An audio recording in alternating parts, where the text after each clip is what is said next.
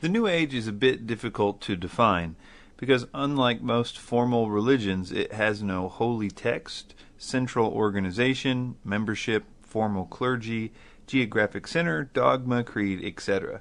It's a network of believers and practitioners who share somewhat similar beliefs and practices.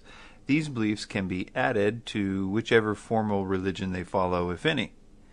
In the last 10 years, the New Age has shifted out of the counterculture and into the mainstream of society. Today, its effects are felt in almost every aspect of life: medicine, politics, science, psychology, and even religion. A number of common beliefs are held by many, but not all, New Age followers.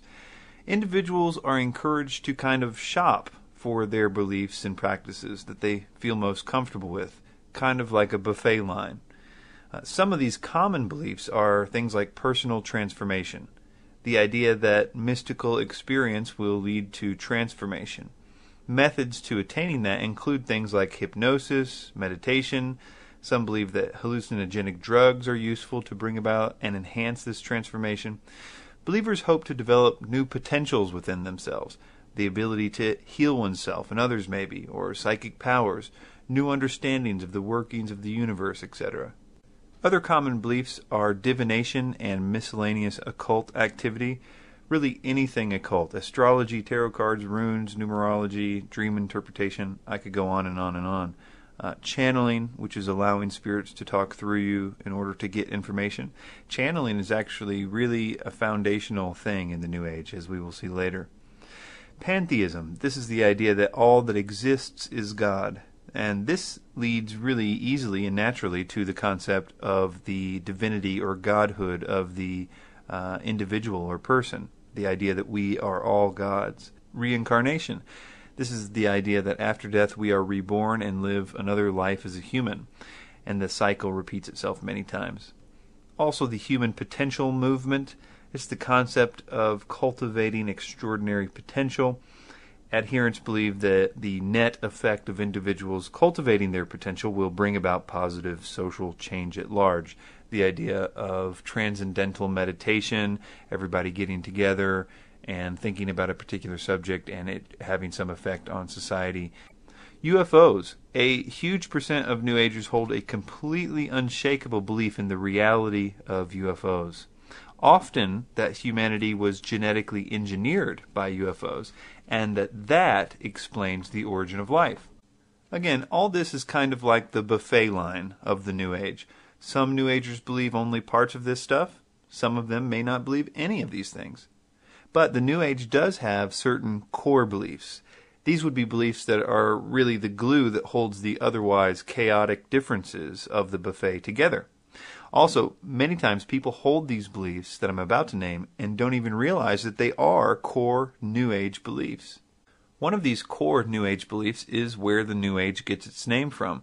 The term New Age refers to the Aquarian Age, where it did originally, which, according to New Age followers, is just around the corner, and it's supposed to bring in peace and enlightenment and world unity. And really, those details aren't necessary for them to believe. It's not even necessary that they believe that it's a result of the Age of Aquarius. A lot of people believe that a New Age is coming as a result of, say, 2012, or that we're going to approach a photon belt, or all these ideas, and some of the things that they think will happen will differ too. But the concept that a New Age is just around the corner is very prevalent, and that's why I called it a core New Age belief. Another core belief is closely related and often associated with the idea of the Age of Aquarius, and that is the coming spiritual evolution of mankind. There are so many different versions of what this spiritual evolution will look like that it won't really do too much good to name them all, but just know that there is an idea that a physical evolution, like they will describe Darwinian evolution and have all kinds of graphs and things about that, and then they'll say to expect that type of evolution in a spiritual sense.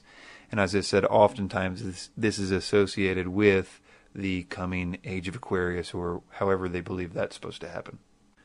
Another core New Age belief is that man is inherently good, or even divine, or that he can be divine if certain conditions are met. A lot of emphasis is put on the potential for man to become like God, or to have God-like powers, or mind powers or something. Often that's tied to the previous idea of evolution, the idea that we are evolving into gods, and that's what we would call evolutionary godhood, and that it's the next step in evolution. Another fundamental thing taught is that the Bible cannot be trusted as is, and that biblical Christianity is one of, if not the biggest problem that the world must overcome in order to have this new utopia. Sometimes those in the New Age talk about Jesus and Christianity in a good light. They especially did this early on in the New Age. A lot of Christian vocabulary was used, but none of them would say that the Bible is inspired or that the Bible means what it says. In fact, even if they didn't claim that the Bible was corrupted, they might claim that you have to interpret the Bible in this special esoteric way in order to get what it truly means. And they have a lot of antagonism and even hatred for those people that do believe the traditional biblical view. And that antagonism is really always under the surface in the New Age. But in the New Age, as I like to call it, the one that has begun to form after 9/11, has really become more overt and openly antagonistic towards Christianity and Christians. Very little peace and love from them on that topic. World unity or a coming utopia is always a part of it. Early on, it was Atlantis. You still hear a bunch about the return of Atlantis or the new Atlantis. There's often an economic unity involved there, a world government sometimes even a single world leader, especially within theosophy. But it's also hoped for in theosophy that that leader will unite the world into spiritual unity, that is a one-world religion. And this is one of the most talked about plans at the highest levels of those that promulgate the New Age, such as Alice Bailey. Also related to this is the term New World Order, a term which Alice Bailey used quite a lot to describe this utopia. She says that as the age of Aquarius unfolds, the New Age will develop, and that will be a utopia in which there is a world government, an end to wars, disease, hunger, pollution, poverty, and especially an end of all religions. Some form of Luciferianism. Usually this is hidden or allegorical or poetic, but it's always there. Some form of veneration of Lucifer and the characteristics that are associated with him, even if they don't believe in Lucifer. Most of the early New Age writers were open Luciferians, but nowadays this Luciferianism takes all kinds of different shapes. Usually they just reinterpret the Garden of Eden story in some symbolic way that makes the serpent in the story look good, yet they may have no belief whatsoever in God or Lucifer. For example, Michael Tsarian talks about the Garden of Eden story as if it is talking about genetic manipulation of aliens. Anyway, to make a long story short, Lucifer comes out the awesome, champion of the story, and God comes out the vindictive, evil God that was trying to keep them prisoner in the Garden of Eden. And I could go on and on about the way that Lucifer is venerated, whether it's in symbols or whatever. David Icke always talks about how the sun is going to change us in the future. Our godhood is going to come from the sun. It's just an obvious Luciferian reference there. But another one is secret knowledge. That is a really key component to the New Age. And it's the idea that if you know the right stuff, you read the right books, that there is power available for you. It's kind of this carrot on the string, and humans are just really, really vulnerable to this type of seduction, that there is a secret knowledge out there. I know when I got into the New Age, it was this idea that there was a secret knowledge that they knew about, and if I learned it, I could have all this power. That really got me on the road to all kinds of New Age and occultism and things like that. Okay, so in this talk, I'm going to be giving you a presentation essentially of my opinion on the purposes of the New Age movement from the satanic perspective. And I say it that way because the New Age movement has no headquarters. There is no agenda from the top in a physical sense. But I do believe that there is an agenda, and in fact a very methodical agenda, but it is one from a spiritual perspective. And it is essentially enforced and maintained by spiritual beings, kind of a hierarchy or a type of military system that does in fact go to the top. And that's what I would say the eye of the pyramid is in fact Satan himself. So what is the agenda from that perspective? Short term, it's to get well-meaning people to open doors of demonic influence in their lives by practicing the occult. I've got a video out there called Demystifying the Occult, where I talk about why practicing the occult opens you up to demonic influence and things like that. So the short term, the New Age is getting people to embrace the occult. Long term, it's to prepare the world politically, psychologically, and spiritually for the Antichrist and his attempt to cause the world to worship him. Now, this not only includes preparing minds and acclimating them to the spiritual prerequisites, but also a physical building up of the control grid, the system, the New World Order of control that will be able to terminate, to kill those that refuse to worship him. And this is why people seem to notice a very well-planned agenda behind what seems to be a totally unconnected movement. There is a plan in the spiritual dimension, and it is a plan that has been around for a long time. Some key points to be aware of as we progress is, first, that the New Age is sold to the public using pseudoscience. What that means is that it uses supposed facts and figures and charts and graphs and phrases like "scientists now know" to get people to think that the New Age beliefs are grounded in fact. And the interesting and kind of funny thing is that they rarely agree on what those facts are. For instance, let's take one of the most basic ideas in the New Age, the idea that a New Age is in fact coming.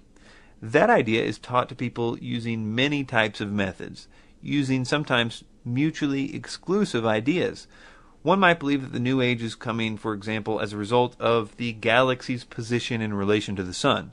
Or another person might believe that it's because the solar system's position in relation to the so-called photon belt. Totally exclusive ideas. Another third exclusive idea that's commonly believed is that it's about the sun's position in relation to certain constellations, or astrology, as we mentioned earlier. Another person might believe a combination of those with 2012, or none of them at all, completely different one. It really doesn't matter how that they were sold the idea. What matters is that they believe that a New Age is coming. New Age beliefs are tailored towards the individual. There is a form of New Age out there for every type of personality. If you, for instance, have a Christian background, there is a form that speaks really highly of Christ, and you might, for instance, find Eckhart Tolle to be useful. Now, if you hate Christians, there's plenty of other directions that you would be geared for. If you believe in UFOs, or could believe in UFOs, there's tons of New Age versions for you. If you are absolutely adamant that UFOs don't exist, that's fine. There's tons of New Age authors and teachers just for you, too. And the next key point kind of goes along with that. Even if you don't want to be called New Age or wouldn't associate yourself with a New Age belief, that's okay, because most of the people today that believe New Age principles don't call themselves New Agers or wouldn't associate with the term. In fact, two of the biggest teachers of the New Age alive today are very outspoken against the New Age. Yet, just a simple examination of their beliefs show that they are about as New Age as anyone could ever get. Kind of related to that is there's a huge move in corporate America. Lots of Fortune 500 companies actually teach New Age principles and workshops and things like that, but they don't use a lot of the buzzwords that are commonly associated with the New Age. And finally, on the key points, much truth. That's the whole idea. A lot of truth has to be used for this to be relevant. That's the reason it's been so tied to the movement of knowledge on the internet the last 10 or so years. People have been learning good facts from these people, really important things about politics or science or medical stuff or food, poison stuff. All these types of things are part of the truth. That's the hook. The health food industry, really the organic food industry, really was born out of true things. Monsanto and DDT back in the 70s or whatever, when people found out about that stuff, they wanted to eat organic. All that stuff was true. Everybody looked at them like they were crazy. But they were taught the pesticide kind of stuff as a means of drawing them into all the other stuff. Oh, didn't you know all the pesticide stuff is true? Now let me also tell you about the age of Aquarius or whatever. It's the same principle today. A few numbers here. A 2009 study was done on 4,000 Americans.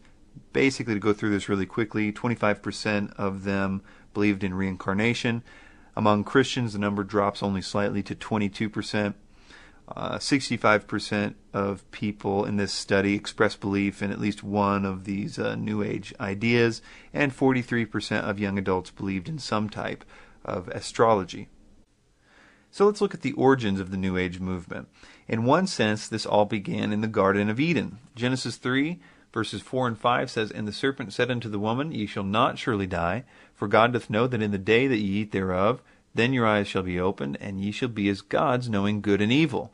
So if we break this down a little bit, we're going to see all these elements of the core New Age beliefs. First, this "ye shall not surely die." So Satan is saying here, he's discrediting the Word of God. Did God say that? Well, why don't you reconsider whether or not he really did mean that? So one of the core New Age beliefs, a discrediting of the Word of God, is certainly here in this. And of course, they did surely die. They didn't die right then. It's kind of, again, sort of this idea of playing a little bit of truth to his advantage. Another part of that is God doth know. So what he's essentially saying is here, God knows that when you eat it, your eyes are going to be open. He's casting God as the bad guy, Satan is here. He's reversing the roles. And this is, we see this in the New Age with the Luciferianism. Again, trading the roles, making Lucifer the good guy and God the bad guy. Another part of this, he says, your eyes shall be opened. So there is a promised enlightenment, a potential coming enlightenment is coming. Another one is, ye shall be as gods. So there is an offer of an evolution from what they were to godhood, in a sense. And what does he say that will be manifested by? By knowing. So he was claiming that there was a knowledge that they could attain to if they would do that, almost a secret knowledge. So again, we have a core belief there. So in a sense, the New Age is not new at all. So occultism in the old world, in a broad sense, is a picture of the New Age, but really this started to develop in earnest after the time of Christ. In the 2nd century, Irenaeus wrote Against Heresies. He cataloged the beliefs and history of the Gnostics. The Gnostics really offered a hybrid Christianity, offering a lot of occult themes with Christian vocabulary and backgrounds and things. And that idea sort of stayed with the Gnostics for some time, but the idea of incorporating biblical vocabulary is really at the roots of the modern New Age movement. In the 1700s, the Christian mystics like Emanuel Swedenborg arrived, and that's basically occultism with Christian vocabulary, as I said. And all that culminated in the writings of Helena Blavatsky and the Theosophical Society. And then there was a whole lot of stuff that followed that, which basically used their themes and developed them.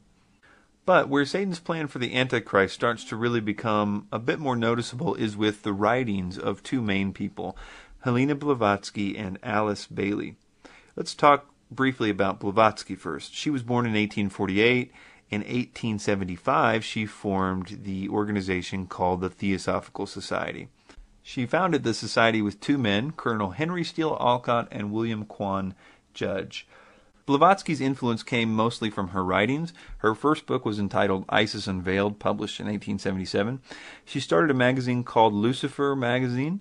Her principal work, The Secret Doctrine, was published in 1888, and contained in those writings are the doctrines that helped really form the New Age movement to what it is today. It is said that part of Blavatsky's book, The Secret Doctrine, was channeled to her through a, quote, ascended master or, quote, highly evolved being called Kuthumi. This being apparently spoke through her, and belief in these ascended masters who communicate with humanity is very crucial when studying and trying to understand the New Age. As we will see, the New Age doctrine was entirely given to us by spiritual beings, which I would argue are biblical demons, and do put forward that argumentation in my video, David Icke Debunked. Then in 1880, Alice Bailey was born. She really emphasized the need for humanity to make a one-world government and a one-world religion for this theosophical Age of Aquarius idea. Alice Bailey formed the Lucifer Publishing Company in 1920. In 1922, she changed the name to Lucius Trust. Lucius Trust basically promoted the work of one of these, quote, ascended masters who called himself Dejwa Kul, who was working through Alice Bailey for some 30 years. This demonic force wrote volumes of material through Bailey, and those writings serve as the basis for all New Age thought. I mean, I almost can't be more emphatic about that. Almost every tiny little New Age concept can probably be tracked back to something in her extensive writings. But her writings are very cryptic, and they almost need a dictionary of terms in order to understand what she means by certain things. And almost no New Ager reads her work. What has happened is that the New Age gurus spend the time reading her work, and then they teach the concepts that she teaches to their followers, filtered through their own personal beliefs and eliminating all the references to New World Order and the World Teacher and all this stuff. Again, the New Ager does not need to know where this stuff comes from. They just need to believe the basic principles. Quoting Terry Melanson here, it says, Lucis Trust is a powerful institution that enjoys consultative status with the United Nations, which permits it to have a close working relationship with the United Nations, including a seat on the weekly sessions, but most importantly, influence with powerful business and national leaders throughout the world. Through its founding of World Goodwill, Lucis Trust is, quote, aggressively involved in promoting globalist ideology. Here's a quick quote to illustrate just one aspect of her position regarding the coming world government and the control that it needed. She said, in the preparatory period for the New World Order, there will be a steady and regulated disarmament. It will not be optional. No nation will be permitted to produce or organize equipment for destructive purposes or to infringe the security of any other nation. Bailey was always referencing something called, quote, the plan. This not only called for steps to begin to influence world government, but it also included a plan to spread the ideas of the Luciferian New Age in preparation for a man that they sometimes called the World Teacher. This plan was admittedly to prepare the human thoughts to accept this new world order and new world ruler when he finally comes. One quote from her regarding this says, this must form the theme of all the propaganda work to be done during the next few decades, until the year 2025. A brief space of time indeed to produce fundamental changes in human thought, awareness, and direction, but at the same time a quite possible achievement, provided the new group of world servers and the men and women of goodwill perform a conscientious task. So we'll talk about this group later on, but what she's wanting them to do is to produce propaganda to essentially change human thought and awareness and direction in preparation for her new world order, in preparation for the world teacher. Another quote says, the day is dawning when all the religions will be regarded as emanating from one great spiritual source. All will be seen as unitedly providing the one root out of which the universal world religion will inevitably emerge. Then there will be neither Christian nor heathen, neither Jew nor Gentile, but simply one great body of believers gathered out of all the current religions. So you can see that she intends to produce propaganda to get the world to think the way that she wants them to think. I want to point out, by showing the Luciferian roots of theosophy, that it is their intense veneration of Satan and Lucifer and their hatred of God that I think makes it not all that unlikely that they could be used to promote this very important satanic aspect, that is preparation for the Antichrist, because they were so given over to it. Helena Blavatsky writes that it is but natural to view Satan, the serpent of Genesis, as the real creator and benefactor, the father of spiritual mankind. She has a lot of quotes like this, but I'll just read a few of them. She also writes that Lucifer is the Logos in the highest. She writes that Satan is the God of our planet and the only God. She sums up on page 513 of The Secret Doctrine by writing, Lucifer is divine and terrestrial light, the Holy Ghost, and Satan, and that he is also our tempter, redeemer, our intelligent liberator, and savior. And it's not just her. Plenty of theosophists wrote these types of quotes. I have pages and pages of other theosophists like Alexander Fussell and N.C. Ram, from publications like Lucifer Theosophical Magazine, just lavishing praise for Lucifer or Satan. Now we're kind of finished with the history of the New Age and what it's about, and we're going to transition now into how that relates to the Antichrist. So let's start off by just naming a short list of the Antichrist's objectives. First, a world religion in which he forces everybody to worship him. This is seen in many different places in the Bible. Also, a world economy and bureaucracy that requires submission to him. Not just any economy, but an economy that is essentially predicated on submission to him. We see this with, among other things, the mark of the beast. No one can buy or sell unless they have it. They have to get it on the right-hand forehead. A lot of red tape there, a lot of people that have to be involved in that.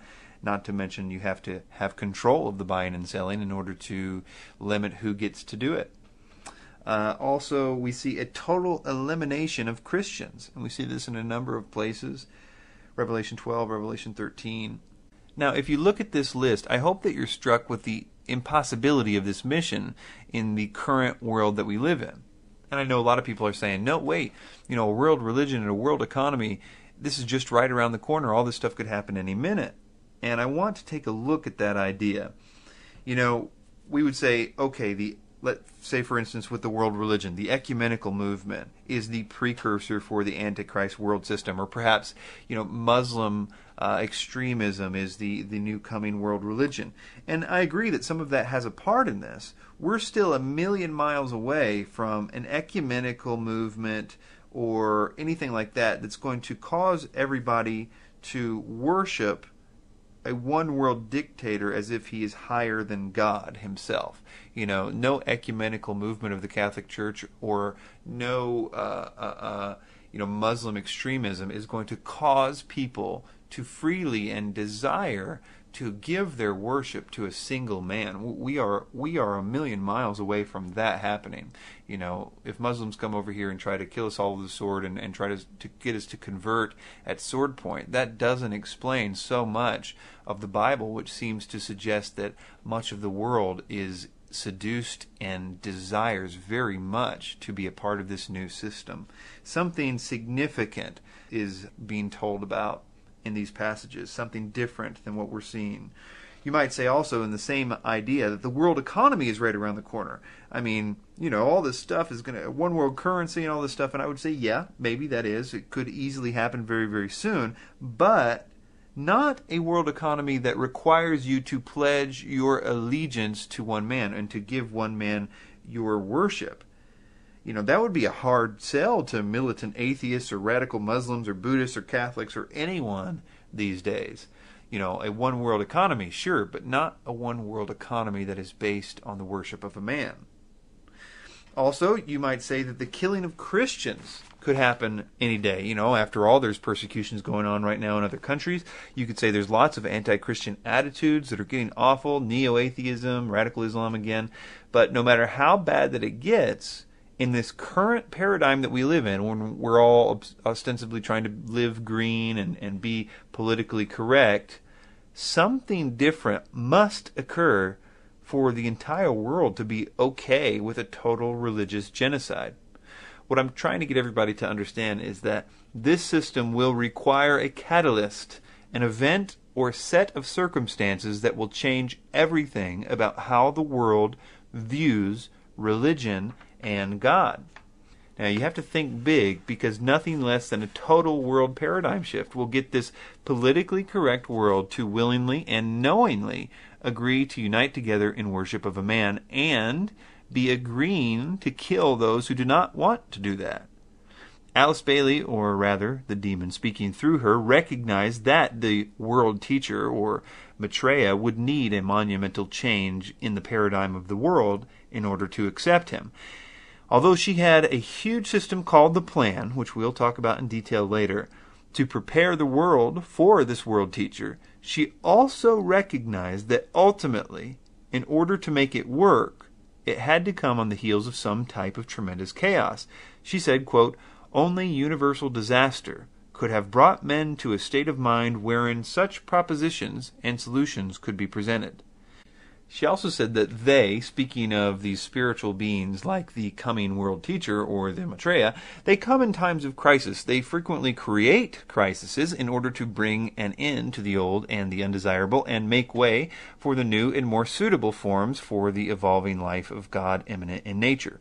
They come when evil is rampant. For this reason, if for no other, an avatar may be looked for today. The necessary stage is set for the reappearance of the Christ. So again, she's saying that the order of the phoenix, basically, this phoenix will rise out of the ashes of the chaos. And real briefly, that is what I think this symbol means. The double-headed eagle of Lagash is essentially a double-headed phoenix that rises out of chaos. The order ab chao means order out of chaos. I think this is representative of the satanic trinity. The 33 upside-down pyramid there is representative of Satan. And Satan, as it says in the Bible, gives his authority to this beast. The beast is the false prophet and Antichrist, which is 666. His third is 33.33333.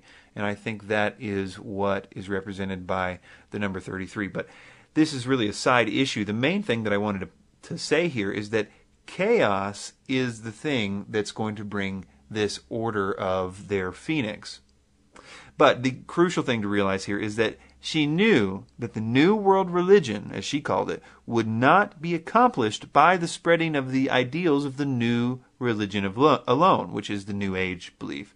She recognized that something that he, the Phoenix, did would cause the world to throw away all the religions and embrace the new one. She understood the magnitude of what was required in order to inaugurate a world religion. I throw around the term world religion all the time, but it means that Hindus and Buddhists and Muslims, atheists, and many Christians will gladly and at the same time apostatize to join this new religion. So here's some quotes from her about how this world teacher, or the Antichrist, as I'm just going to start calling him, will inaugurate the new religion. She says, "It was pointed out then that the first move which the Christ would make would be the stimulation of the spiritual consciousness in man, the evocation of humanity's spiritual demands on a large scale, and the nurturing on a worldwide scale of the Christ consciousness in the human heart." So the first thing that he does is change the world's religious paradigm. In this next quote, she's going to refer to the Christ as she often does to refer to the world teacher, and she's even going to refer to him as 2,000 years ago, making him synonymous with Jesus of Nazareth.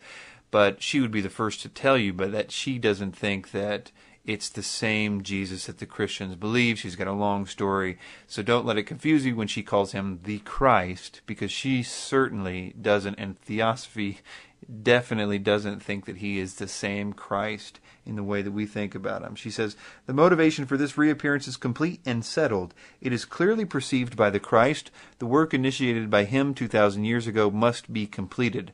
The new world religion must be inaugurated." That's the important part there. The inauguration of this new religion is to begin with his reappearance. I've got two more quotes from her on this point because it is a really important thing to realize. She says that this, the New World Religion will do, and its implementation will proceed apace after the reappearance of the Christ.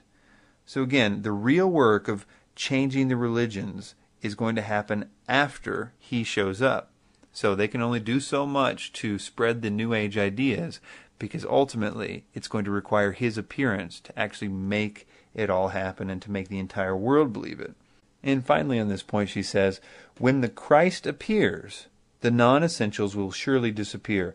The fundamentals of faith will remain, upon which he can build that new world religion for which all men wait." So his appearance is essentially the foundation from which the new world religion will be built.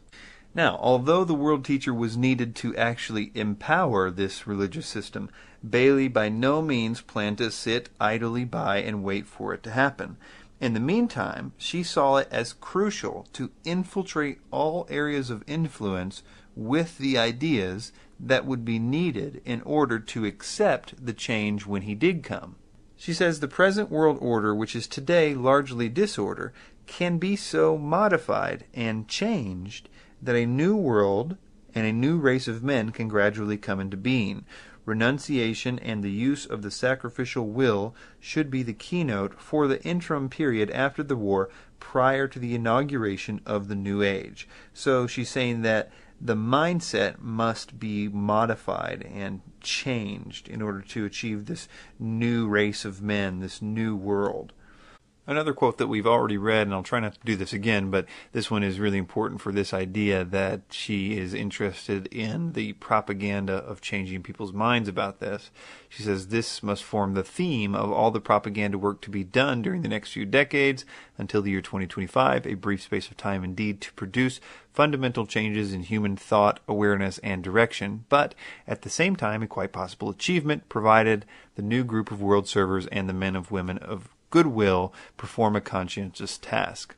Now, besides all this propaganda work, it also becomes clear in her writings that there's more than just preparing the world in this religious sense for the Antichrist. There's also a very complex plan to prepare the world for a world government. Now, this quote is from the Lucis Trust website, and it's from the so-called purposes and objectives of an organization called World Goodwill, which is an accredited non-governmental organization with the Department of Public Information of the United Nations. It says, when the world teacher and present head of the spiritual hierarchy, the Christ, will reappear among humanity to sound the keynote of the New Age, there are millions of mentally alert men and women in all parts of the world who are on rapport with the plan and work to give it expression. They provide opportunity for cooperation with the spiritual evolution of humanity. There is no group so likely to ensure that humanity achieves this most difficult goal as the men and women of goodwill, requiring only courage to initiate action to prepare for the New World Order. So part of this preparation for the New World Order, according to her, is to build up a United Nations or an international body that can form a world government. And she also says that it's needed in order to prepare for his appearance. She says, first of all, he will come to a world which is essentially one world. His reappearance and his consequent work cannot be confined to one small locality or domain unheard of by the great majority, as was the case when he was here before. So she's saying that he needs a system built up for him before he will appear, and clarifies that in this quote when she says, his disciples in every land know that he will reappear when they have done the needed preparatory work. She talks a lot about the need for building up the United Nations. Keep in mind when I read this next quote, this was written just a year after the United Nations was founded. It says, when the United Nations has emerged into a factual and actual power, the welfare of the world will then be assured. We are attempting to do it on a vast scale, and this in spite of opposition, an opposition which can only temporarily succeed. These things are the things which the hierarchy, in its already successful procedures, is aiding and will continue to aid. So she's saying that there is opposition to the United Nations growing, but the spiritual dimension is helping them out. So she always talks about the people that will put forward this agenda, whether it's the propaganda work and preparing the minds of people, or whether it's the actual on-the-ground forming of the world government. She always calls them the new group of world servers, sometimes the men and women of goodwill. So here's a few quotes from her about them. Members of the new group of world servers and the men and women of goodwill must be sought for in every department of life. They will be found among the adherents of all the current ideologies and in political and scientific circles, among the world educators and philanthropists, among the creative workers, the industrialists, in ordinary homes and in the ranks of labor. I, Master Dejoicoul, call on all men and women of goodwill in the world to study the principles of the New World Order. Another quote says, they will thus create world public opinion, which will be so forceful and so outspoken on the side of human welfare that leaders, statesmen, politicians, businessmen, and churchmen will be forced to listen and comply. Steadily and regularly, the general public must be taught an internationalism and a world unity which is based on simple goodwill and on cooperative interdependence. So this system works in such a way that there doesn't need to be any real physical human organization that sends out orders. Workers in the new group of world servers, for instance, don't need to know that that's even what they're doing. The thing that makes this work is that the orders are not coming from Lucis Trust Publishing Company or anything like that, but rather from the so-called hierarchy. In other words, these spiritual beings that so many people in the New Age are involved with. In fact, most of the current New Age gurus claim to be in contact with some kind of spiritual beings, whatever they think that they are. And that's why the New Age is crucial. A lot of people right now are being seduced into getting into the occult because they think it's, going to lead them to spiritual transformation or something. But the occult activities are opening up doors to these spiritual beings. It's kind of a step-by-step process. First, they blow their mind with whatever paradigm-shattering stuff that they have. The people then get into the occult. The occult stuff then opens doors to the spiritual beings. A certain percentage of those people will then begin to communicate with those beings, and those beings' agenda is to set up the world for the Antichrist system, whether it's preparing people's minds or whether it's putting different things in place for the actual governmental system. Communicating with these spirits, or channeling, is really the foundation of the New Age. Some of the most famous names in the New Age movement claim not just to have spirit guides, but that those guides are the ones feeding them some of, or if not all, of their information. And we've already seen with the two people who were really the foundation of the New Age, Helena Blavatsky and Alice Bailey, how they both were in contact with so-called ascended masters or spiritual beings that they believe to be highly evolved. But we see the same pattern over and over in the New Age. A Course in Miracles is a really famous New Age book written by Helen Schumann. It was channeled, and she didn't even want people to know that she was involved with the channeling until after her death. The entity claimed to be Jesus, but she referred to the entity as it. She said it always resumed dictation precisely where it left off. Shirley MacLaine, who was really instrumental in popularizing the New Age in the 70s, her spirit guide was named Ramtha, and she channeled Ramtha through J.Z. Knight. J.Z. Knight is the woman behind the Ramtha cult that produced the hit pop movie, What the Bleep Do We Know? That was all put together by J.Z. Knight, and she's channeling Ramtha actually throughout the course of that movie. Also, Conversations with God, a guy named Neil Donald Walsh. According to the title, it's God that was speaking to him, but the method was also channeled. He said it was like taking dictation. Really quickly on Neil Donald Walsh, in a section of his book, he thanks a guy named Robert Mueller, who was instrumental in the United Nations in setting up all these programs like UNESCO, the World Core Curriculum program, where he basically told people how to teach their kids. That whole program was dedicated to Alice Bailey and Dejwa Kool specifically. He said that's the principles in which his legislation was guided by. So really interesting connection there to Neil Donald Walsh and Alice Bailey. Aleister Crowley wrote the Book of the Law. He attributed that particular book to a spiritual being named Hiawas. Edgar Cayce, Levi Dowling, both the Akashic Records or the Universal Mind. The Seth material, very seductive set of material written by, as you would guess, Seth. It's actually pretty sad. The lady who was forced to write this by this entity, really, it destroyed her life. It's a very sad story about this entity and basically taking control of this woman. David Icke also has spiritual beings that, when you really look into it, and I detail this a lot in David Icke Debunked, that really control all the information that he gives people.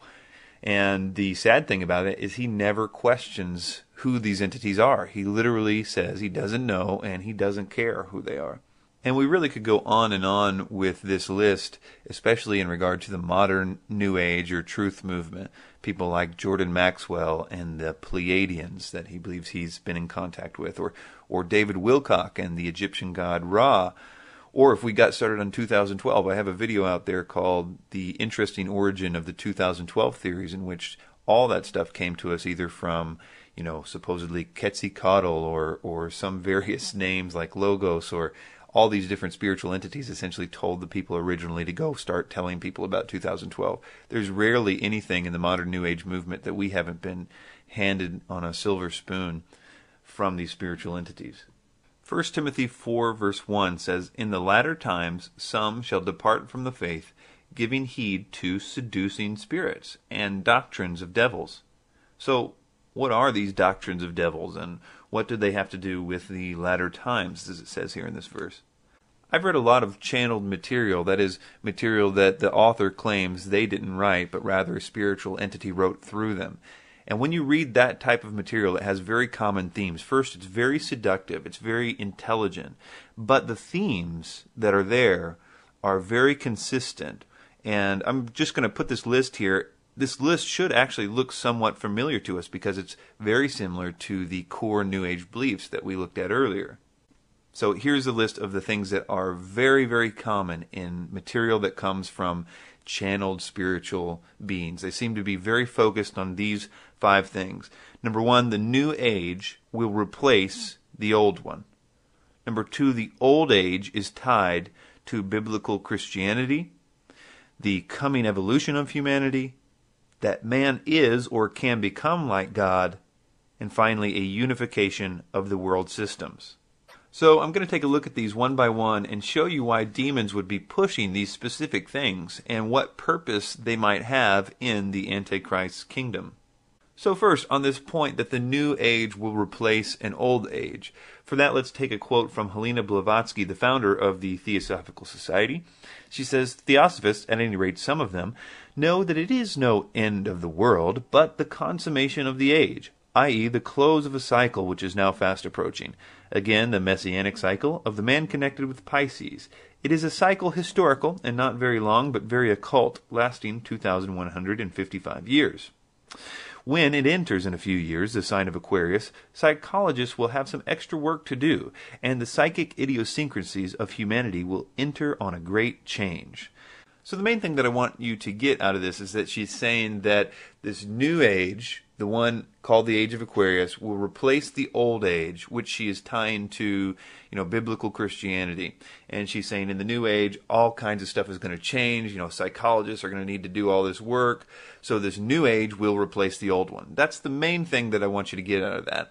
But we're going to have to take this opportunity real quick to debunk this fundamental idea of the New Age. That is the age concept, which I will demonstrate is a very modern idea and something that no ancient person would make the claim of.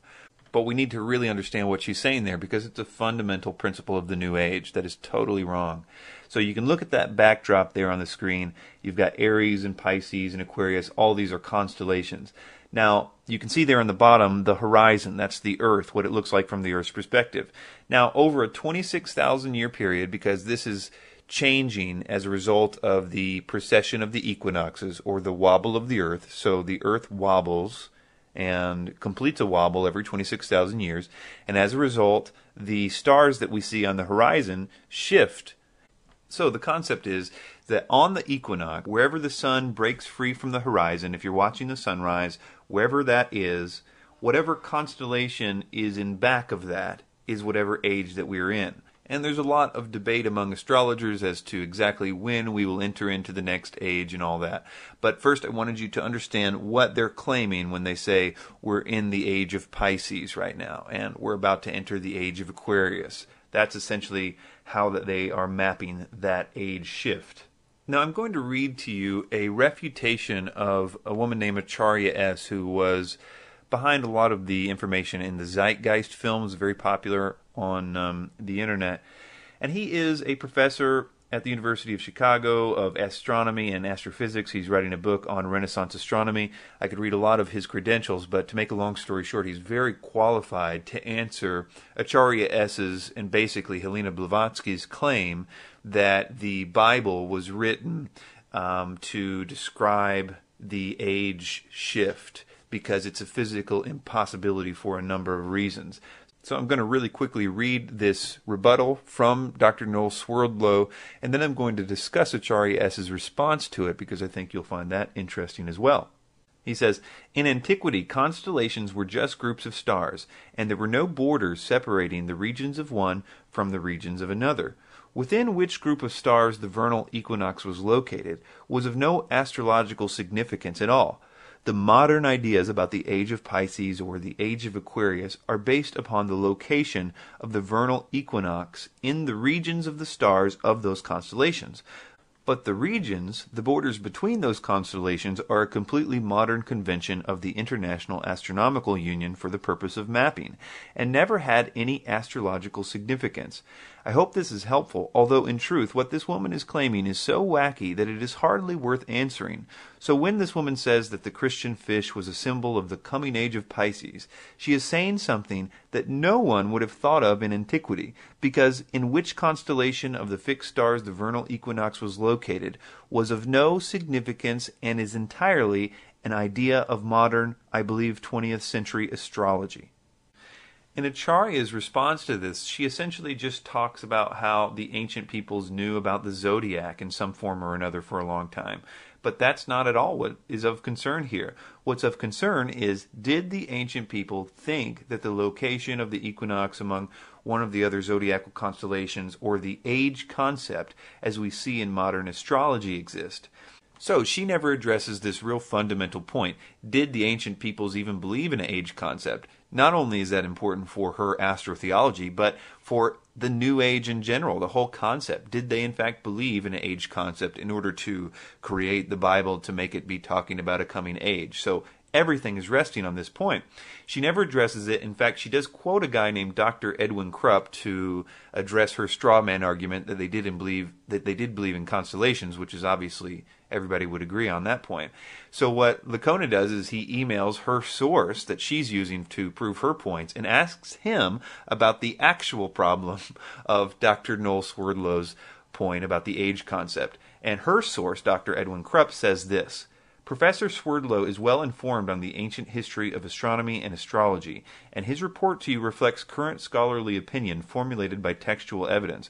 Although people have traditionally projected terrestrial concerns and priorities onto the sky in celestial myth, the detailed astrological mapping your opponent advocates is not supported by evidence and certainly cannot be tracked back 2 millennia or more as described. And I don't really think you can overemphasize this from the point of trying to debunk astrotheology or New Age ideas. It really is a crucial point to make known. But unfortunately, it doesn't matter if you take this idea of the age of Aquarius away from them, because they have been selling the idea of the New Age using so many different contradictory ideas that if you take this one away, they'll still have any number of outs. For instance, maybe 2012, or the idea of entering into a photon belt. All of these specifically have been debunked too, but there's just such a sheer number and widely held belief that we are entering into a new age that unfortunately it doesn't do all that much good to debunk this primary idea of the age of Aquarius anyway. But the next part of this is something that you're going to see in the channeled material, and I mean, they spend pages and pages and pages on this concept. Once they introduce the idea that a new age is coming, the next step is to show that the old age has failed. I think Alice Bailey really sums up the importance for preaching this when she says, "Only universal disaster could have brought men to a state of mind wherein such propositions and solutions could be presented. The general recognition that the old order has lamentably failed is most valuable." Now, that failing of the old age really gets teeth because they spend so much time, again, chapters and chapters, tying the failing of the old age to Christianity. They almost become synonymous. The old age is tied to Christianity. Usually this is done very subtly, very prominent in people like David Icke, Michael Tessarian, Jordan Maxwell, on and on. This is a quote from Acharya S. in her book The Christ Conspiracy when she's quoting Edward Carpenter from the Fabian Society. She says, "As far as Christianity's role in the New Age, Carpenter states, Christianity, therefore, as I say, must either now come frankly forward and acknowledge its parentage from the great order of the past, seek to rehabilitate that and carry mankind one step forward in the path of evolution, or else it must perish. There is no alternative. Despite the vilification of the so-called New Age movement, the fact is that we are entering into a New Age. The age referred to in the gospel tale is that of Pisces, and through contrivance and duplicity, coercion and slaughter, the fish god Jesus, the Piscean solar avatar, has indeed been with us. But now it is the close of the age, and his time is over." And it's not just that they are tying the old age to Christianity. It's that they also spend a whole lot of time trying to tie Christianity to all the problems of the world, by proxy saying that when Christianity is gone, all of our trouble will also be gone. And they do this by generally tying Christianity to Catholicism or the Crusades, which I would of course submit has nothing to do with the Bible and certainly anything to do with Jesus' worldview, is in fact directly opposed to all that. I discuss that in some detail in my video, Religious Wars, Fact or Fiction, and essentially showing that governments have motives for manipulating people using religion and distorting religion, but it has nothing to do with, in fact, the biblical Christianity worldview whatsoever. Jesus, of course, says, love your enemies, and that does not play well politically if you have land or people or resources to take over. So manipulation and often keeping the Bible from the people was what you really see in the Dark Ages, as opposed to a biblically literate people. That is exactly the opposite of what history teaches. Nevertheless, Annie Wood Besant in Lucifer Theosophist magazine in April 1925 says the following: the equinox will reach the sign of Aquarius, and coinciding the great cycle of influence, we can indeed hope to put a complete end to all the influence of the past cycle, with its tyranny, slavery, war, and cruelty. This is one of the great transitional epochs, and the karma before humanity as a whole, and to every group in particular, is to reform itself from slavery, female subjection, war, and cruelty, and establish a civilization based on humaneness and interest in spiritual matters. Alice Bailey also says, our main objective at this time is twofold: to break the ancient evil rhythms and establish a new and better one. It is here that time is a paramount factor. If we can delay the crystallization of the ancient evils which produced the World War and arrest the reactionary forces in every nation, we shall be making way for that which is new and opening the door to the activities of the new group of world servers in every land, that group which is the agent of the Christ.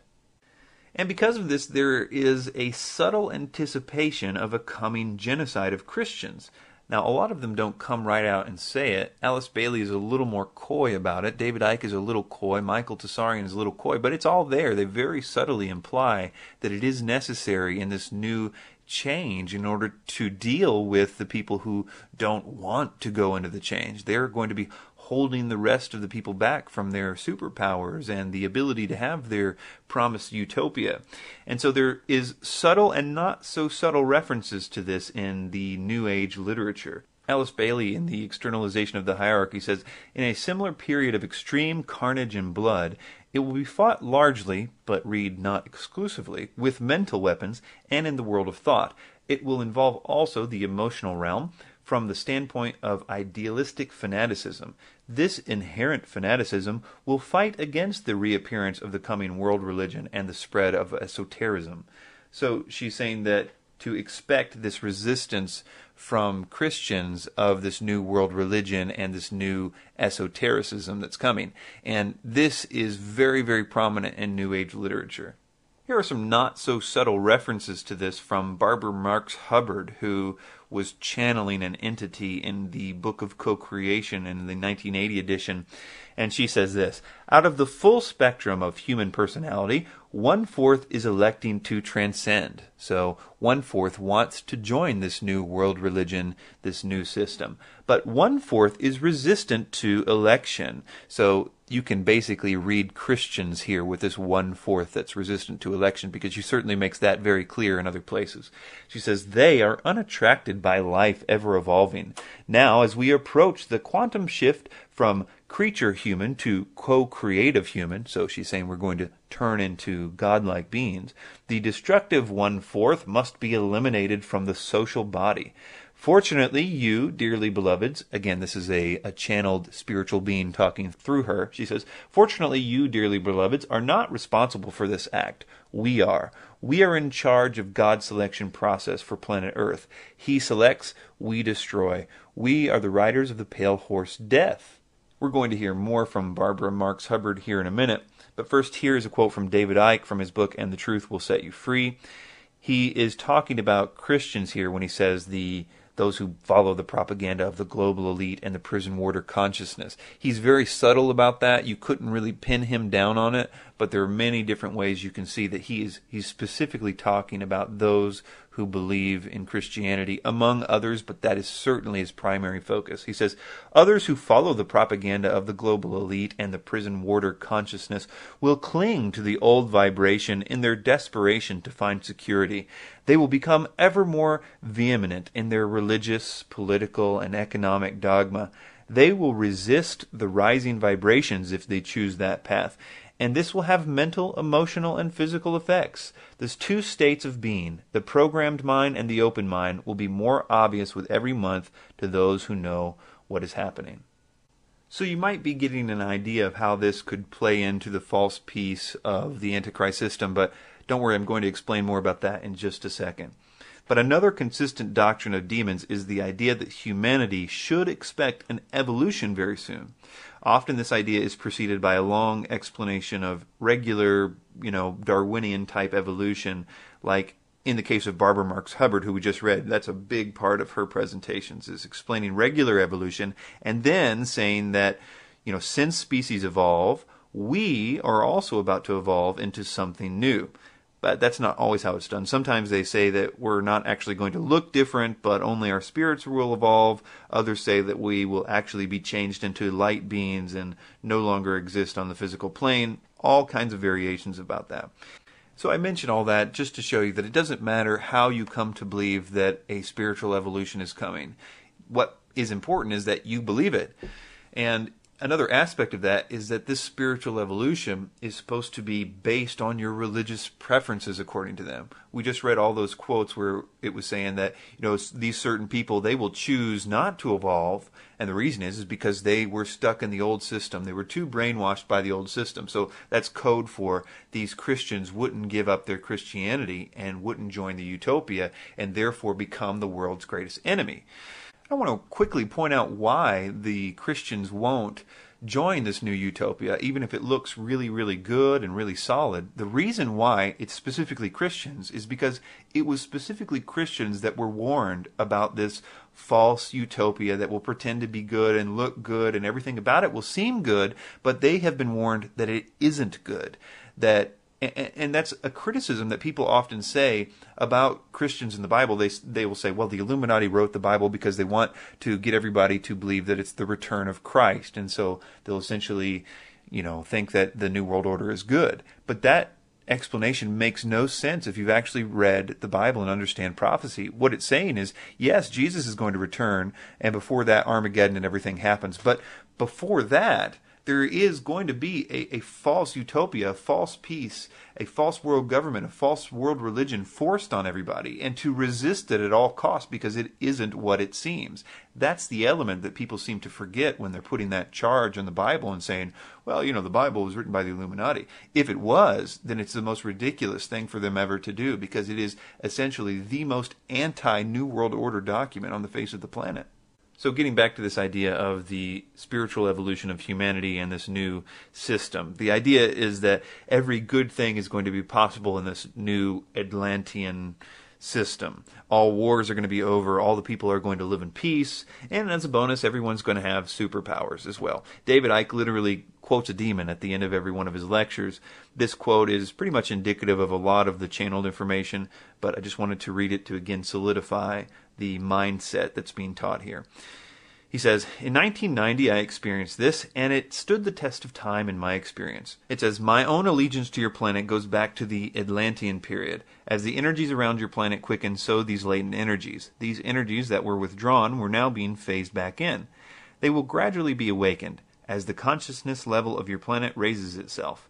Those of you who are working together to raise your consciousness, you will be able to hold more and more refined vibrations, and the energies themselves contain the knowledge which is beginning to surface again in your consciousness. Many of you will remember the Atlantean times. You will remember you communicated with, say, dolphins and whales. You understood these sentient creatures. You could levitate. You could manifest things. You could cause spontaneous combustion, not by miraculous means at all. Once you know what you're doing, these things follow. It is a matter of order. Now I am looking at a time on your planet when these energies are reawakened and reintegrated into your consciousness. And here's a few more quotes about this idea that the evolution is only going to affect those who can agree with the new system. Here is Barbara Marx Hubbard again. She says, "The end of this phase of evolution shall come. All will know their choice. All will be required to choose. All who choose to be natural Christs will be guided from within as to how to proceed. All those who choose not to evolve will die off. The kindergarten class of the earth will be over."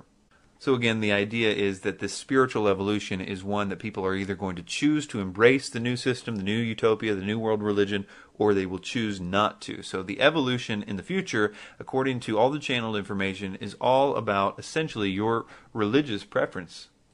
In fact, there's a lot of suggestion in this channeled material that everyone else's evolution and their superpowers, etc., are being held back by those who are still holding on to the old age. So the Christians or the people that are choosing not to evolve into this new system are going to prevent the other people from getting their evolution. David Icke says, "We are now entering a period of fantastic change, and the happening of events are speeding up all the time. We have two challenges here in front of us. People have to get access to that information and to start to realize who they really are and the nature of life, that we can go into this stage two, which is this incredible consciousness shift that's going to happen and is happening with many people already, but can happen for everybody if we open up to the knowledge of what's going on. And to do that, the edifice of suppression has to go." Bill Cooper, studying all this stuff, said, "But this callous disregard for the right to life of every human on the planet has been predicted before in the New Testament. John was moved to write, 'Yea, the time cometh that whosoever killeth you will think that he doeth God's service.' The New World Order, ladies and gentlemen, will sail in on a sea of blood." The next doctrine is that man is or can become like God. So here are a few quotes from channeled material. Ramtha, speaking through J.Z. Knight, said, "What be you? You are God." In A Course in Miracles, it says, "Jesus became what all of you must be. Is he the Christ? Oh yes, along with you." Benjamin Krim said, "Man is an emerging God." So you've got the evolutionary godhood idea there. By the way, Benjamin Krim also wrote a book called The Reappearance of the Christ and the Masters of Wisdom. That has nothing to do with Alice Bailey's book, The Reappearance of the Christ. And in my estimation, Benjamin Krim is essentially just a fanboy of Alice Bailey. He's really of no real significance in this whole scheme of things. And I talk a little bit about that in my video Straight Talk about Maitreya. Also Benjamin Krim Debunked. It's the same video, just a different title. And the final doctrine here is world unity. You see this in almost all channeled material. There's some type of unification of world systems promoted. Often it is associated with a utopian ideal or some kind of Atlantis connection, a resourceless economy or something. We've already seen a lot of examples of this already in some of the material that we've already quoted. So I'm just going to jump right into how some of these doctrines are going to specifically play into the Antichrist system. So we'll take these first two together. The idea that the New Age will replace the old one, and the old age is tied to Christianity. This one has more of the concept of kind of scraping off the old paint before you apply the new paint. Both of these have, application to getting the world to reject God.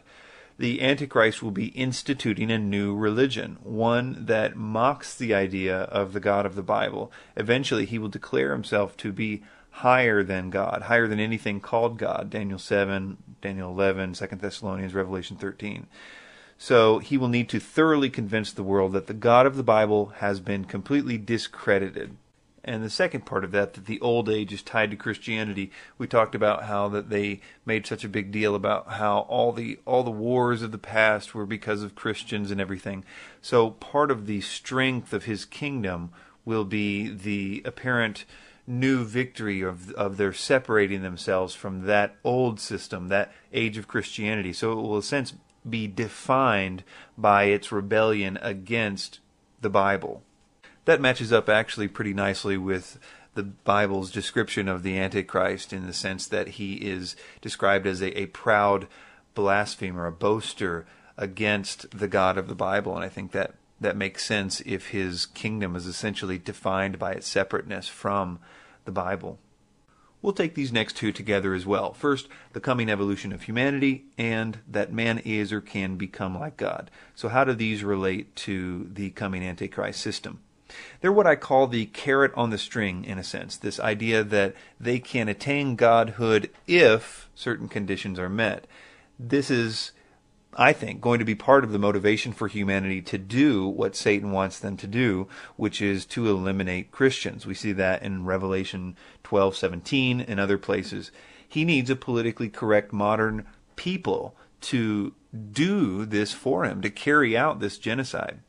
I think we've seen this beta tested in Germany in the 1930s. Germany was a pretty progressive place in the 30s, but they got normal people to get on board with a genocide. And they did it really based on the idea of this coming evolution. The idea that they were helping the world evolve by eliminating the unfit. And I don't have time here to go into the Nazi belief in theosophy or the so-called Atlantean fifth root race that was believed in by Hitler and Himmler and all that. But I do detail that a little bit in my video, David Icke Debunked. But let's just say that this idea of getting people to be on board with a religious genocide has been beta tested, and it worked. Except next time it's going to be on a much bigger scale and far worse in its severity. And this last one is easy. Almost all the descriptions of what the Antichrist will do in the Bible require a physical world unified system. From implementing the mark of the beast system and governing of the buying and selling, the Antichrist will try to change the set times and laws, Daniel 7. He's going to need manpower and a police state structure to carry out the genocide. It says that the Antichrist will gather the kings of the earth and their armies together to make war against Jesus Christ as he returns, Revelation 19. Plus, Revelation 13:7 says quite plainly that the Antichrist will rule every tribe, people, language, and nation. You may remember earlier that I mentioned that something big would have to happen in order to change this world as it currently is into a world that would gladly do these things.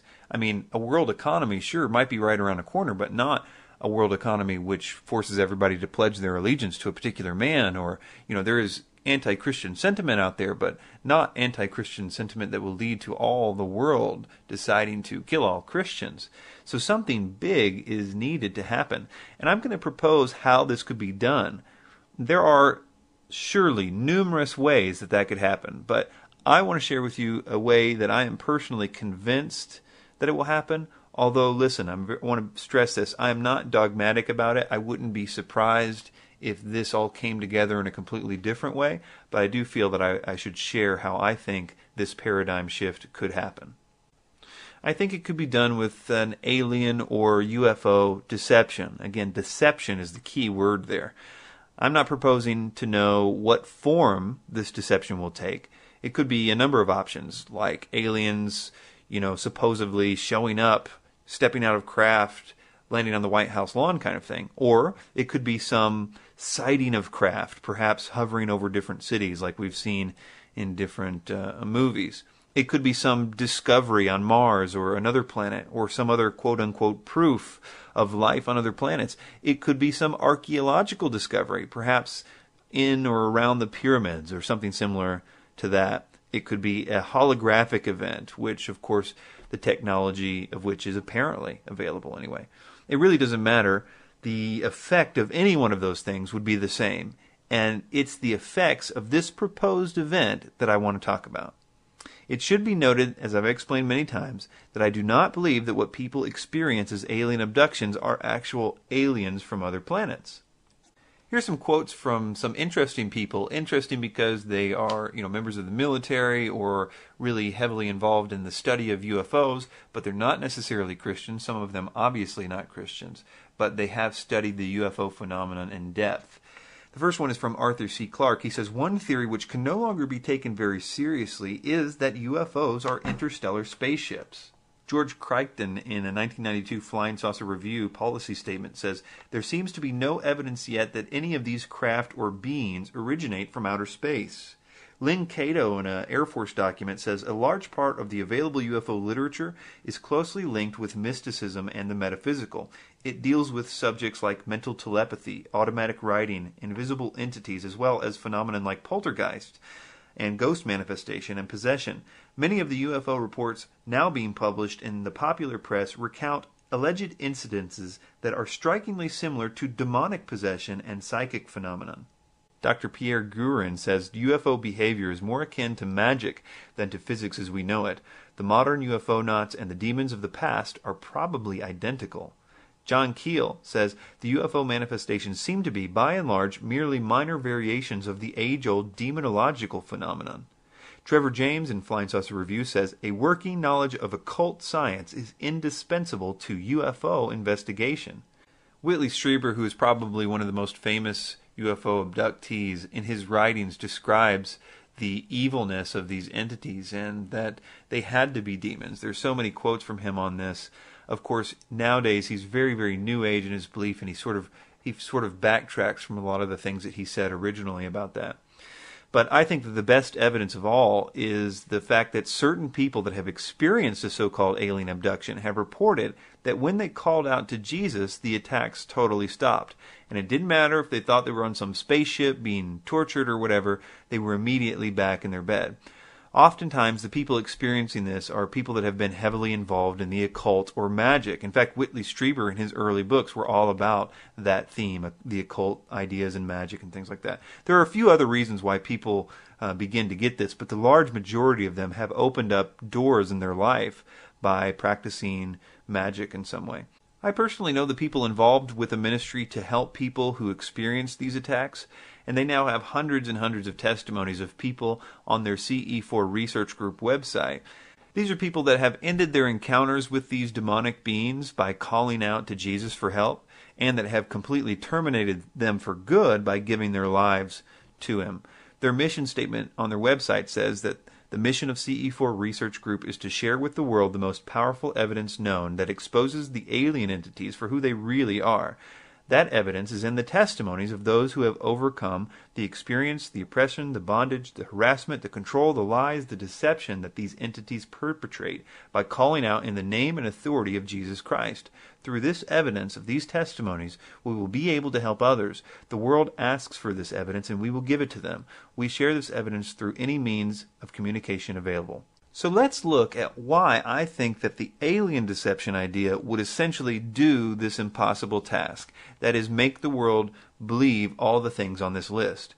Number one, for some reason the world equates a proof of extraterrestrial intelligent life to God not existing. I'm fond of referring to the movie Contact with Jodie Foster, where they discovered a message of intelligent life elsewhere in the galaxy, and the world immediately abandoned its faith in God, particularly the Christian God. In that movie, there were terrorists who blew up the project to contact the entities. The terrorists in that movie were Christians. The idea was that they couldn't handle this new paradigm because they were too brainwashed. They were portrayed as the heathens of the old age. You know, if this alien deception happens, Christians who refuse to believe the official version of the story about aliens will become public enemy number one. They're going to be characterized as the poor souls who cannot adapt to the new thinking, the feeble-minded brainwashed who, even though their God has now been proven to be wrong, they go on talking about how the new aliens are holographic deceptions or worse, demons. You can just imagine the contempt that the world would have, if they really believed that this proved that God didn't exist. They, in their minds, would think, well, the only reasons the Christians are still believing what they're believing is because they can't handle it. They can't break free from all the years of programming. That's exactly what the world is going to believe. But the Christians are saying, no, we've been expecting this for a long time. The other thing that the alien deception would empower, in my opinion, in regard to the Antichrist system is this idea of the coming evolution and becoming God. I've always struggled with the idea of how could you get a common people, farmers and factory workers and John and Jane Sixpack to believe that they're on the verge of a new agey evolution and that they can potentially become like gods and have powers and all this stuff. But only if they knock out the Christians first. That's never going to happen. Sure, maybe the extreme New Agers believe that, but not the whole normal world. They're not going to be on board with that. But I think the answer to that is the alien deception. And in the New Age, one of the most common views, if not the most common view, of what aliens are, comes from a man named Zecharia Sitchin, who recently passed away.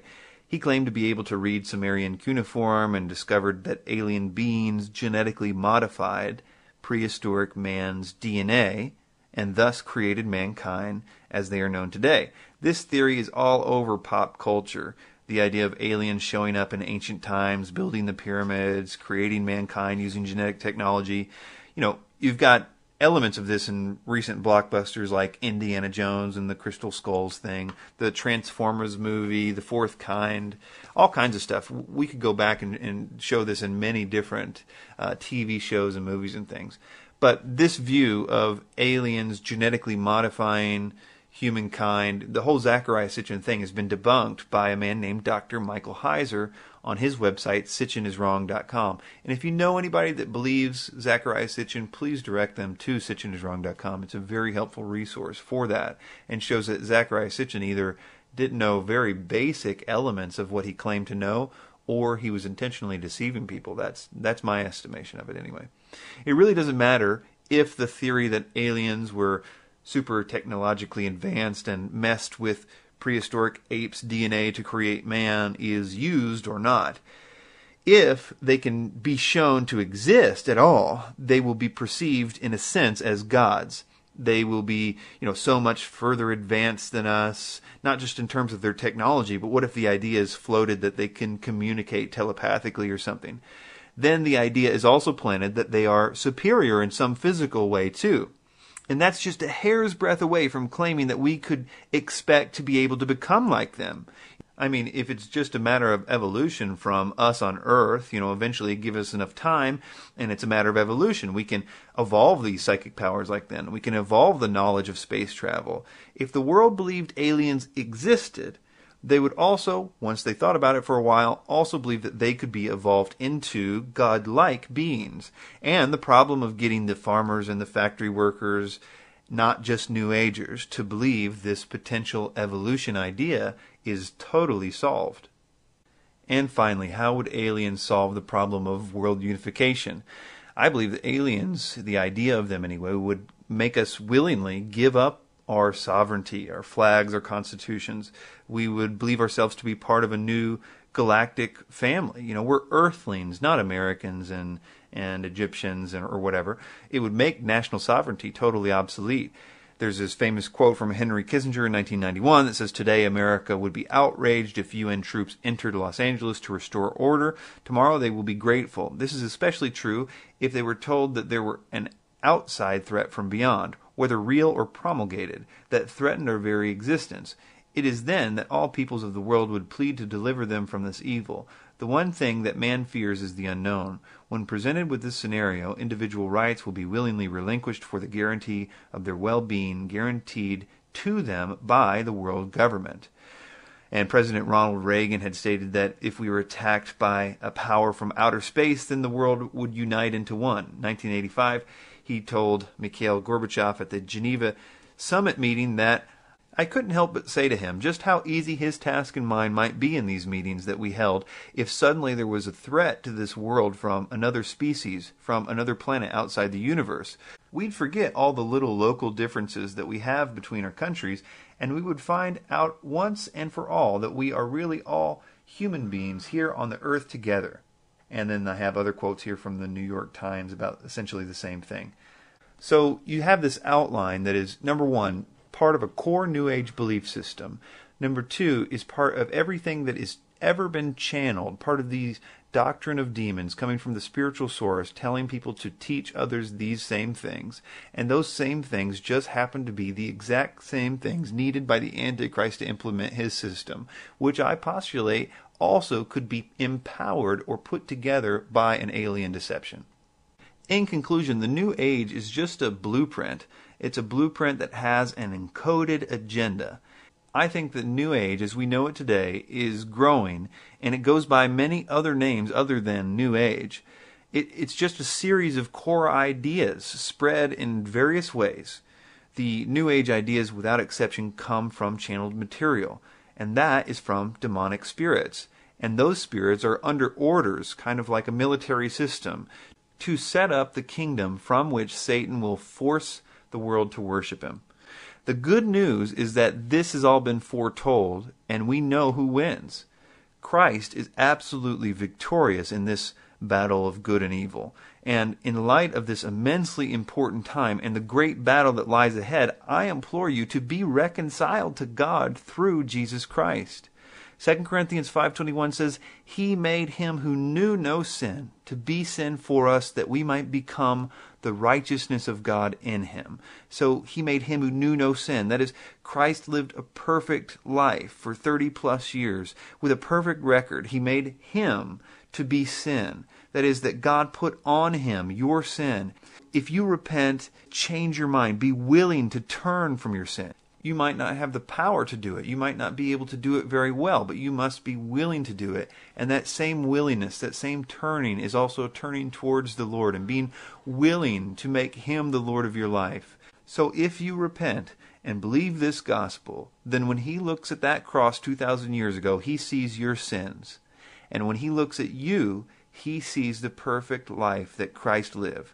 So we give Christ our sin to be punished by a just and good and loving God. And he gives us his righteousness so that we can enjoy the rightness before God that he deserved, not us. That's why it said in Romans 8:1, there is therefore now no condemnation to those who are in Christ Jesus. He will give you a new nature. It says that if any man is in Christ, he's a new creature. This new nature has new desires. You won't be perfect, but you will begin to be perfected. And it's a process that will last the rest of your life. And you're going to walk in the love and the forgiveness and the peace and fellowship with God. So lay down your rebellion. Lay down this rebellion against this King of Kings. Trust in Christ for your salvation, redemption, forgiveness, and freedom from the bondage of sin and the fear of death. Thanks for your time.